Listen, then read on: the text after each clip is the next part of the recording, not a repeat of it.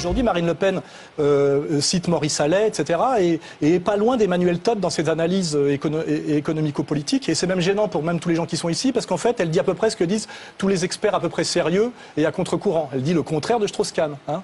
Et ce qui est assez horrible, c'est qu'elle a le droit de dire ça si, face à l'histoire, en tant que soi-disant héritière de l'extrême droite, qui est un terme très abusif, elle porte la responsabilité historique de la montée de l'anti-islam, qui est en réalité un processus général voulu par toutes les autres forces, mais qui ne veulent pas se salir les mains.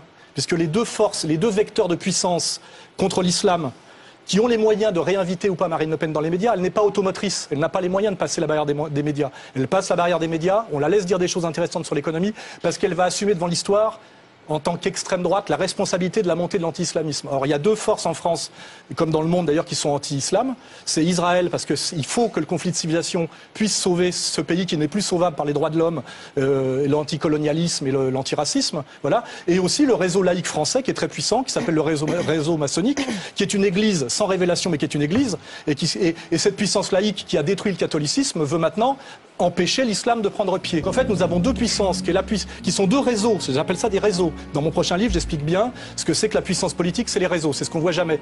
On a les idéologies et les rapports de classe. On a les personnages politiques, c'est le roman historique. Et entre les deux, on a les réseaux qui ne sont jamais visibles. Et en fait, il y a deux réseaux puissants aujourd'hui qui disent à Marine Le Pen, tu peux y aller à condition de taper sur les musulmans, car nous ne devons pas assumer la responsabilité historique de ce racisme qui ne dit pas son nom, de cet antisémitisme des lâches, hein, puisque ce sont doublement des sémites, c'est d'assumer la responsabilité de la montée de l'anti-islamisme. Or, l'extrême droite, traditionnellement, n'est pas spécialement anti-islamique, alors que par contre, le sionisme et les réseaux laïcards, qui sont souvent alliés, ont toutes les raisons aujourd'hui de mener cette guerre, qui est menée par, notamment parfois par Gérin, des anciens communistes devenus maçons depuis que le réseau communiste s'est écroulé, etc., etc. Si on veut lutter contre l'islam, il faut lutter contre l'immigration. Or, la droite patronale montre les musulmans du doigt, mais est pour l'immigration, pour faire du dumping social et jouer à la baisse sur les salaires, comme le dit aujourd'hui Zemmour.